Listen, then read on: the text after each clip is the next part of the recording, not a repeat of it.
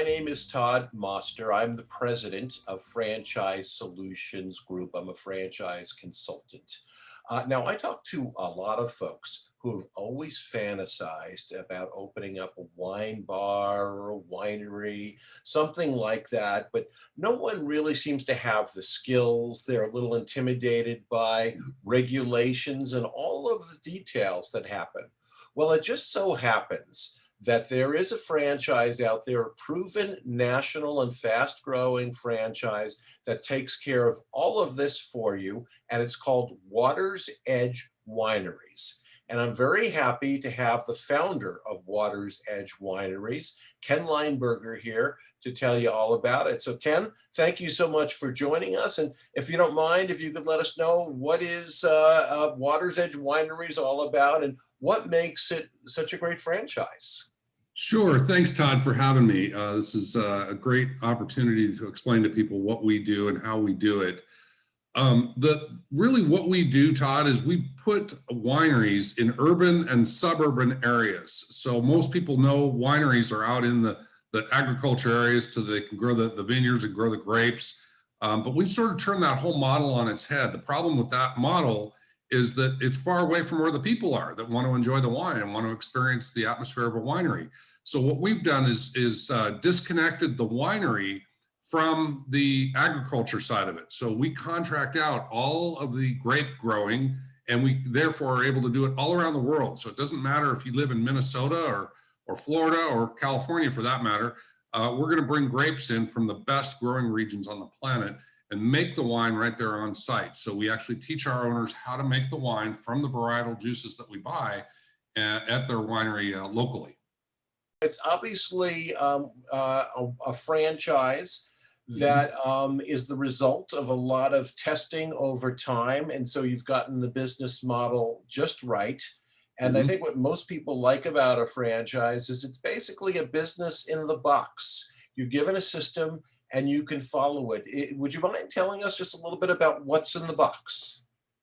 Yeah, it's to most people, a winery is kind of a black box. So that's a very appropriate analogy, Todd, that you're using.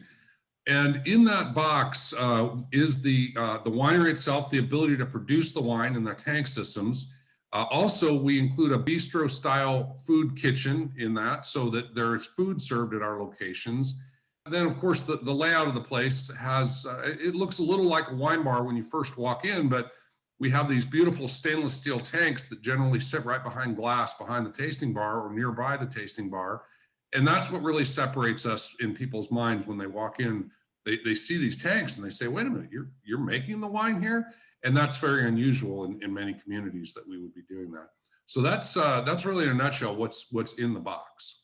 Great. And I assume what may also be included is, I think you mentioned this, extensive training. And do you help with the regulatory issues and help people find the right spot and negotiate the best lease and those types of things? Of course, those are great points, Todd. Thank you for bringing those up. We have a pretty good team here, and we also work with a number of partners to do everything from the point of finding the right location. We have some sophisticated tools that we use to find the right location and assure as much as we possibly can that it's going to be successful. We also then negotiate the lease. Once we have that done, we have a construction management firm that does all of the design work and then hires the local subcontractors and manages the project for our owners. And then finally, for all the regulatory, yes, we actually have a firm that we put our owners in touch with, and they do all of the licensing. And believe it or not, the licensing is actually more easier than you might think because we don't need a liquor license. And in many communities, liquor licenses are very hard to get. They're very expensive. We don't use that. We actually get a winery license. And it's very different. Most states are pretty easy to get a winery license in their communities. So they don't lottery them and they're not very expensive in the states that we've experienced. Let's say I've been in medical sales for my entire career. I would love to own a winery. I know nothing about it. Would I be a good candidate? And in general, who would be a good candidate for Water's Edge Wineries? Yeah, I think that the best candidates, there are two things that I look for early on in the process to determine if they would be a good fit for our model. The first is, are they passionate about wine? I don't care if they know a lot about wine. I can teach them that, but I can't teach them the passion. So I want them to be excited about wine, about teaching other people about wine, and want to be in that particular business. That, in other words, it's important to them that this isn't a donut shop or a postal type of a UPS mailing center. If they don't care which one of those they're doing or a winery, they're probably not going to be a great candidate for us, because I don't feel that passion about our particular model.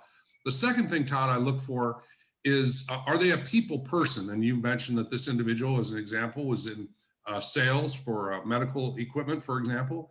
And in general, that would probably be a great person, because you can't be in sales and not be a people person. So that's really what we're looking for. Do you enjoy being around people? Do you enjoy talking to people? Are you curious about people? Do you want to know more about them, learn more about them?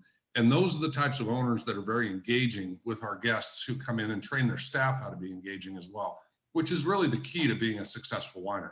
Ken, I talk to a lot of people who have always been dreaming of a business like this. Mm-hmm. I look forward to screening them to make sure they're right for you. But if they are, I will send them to you. And again, I know how busy you are because of all the popularity of this brand. So thank you again for spending this valuable time with us. And we will, I'm sure, talk again very soon.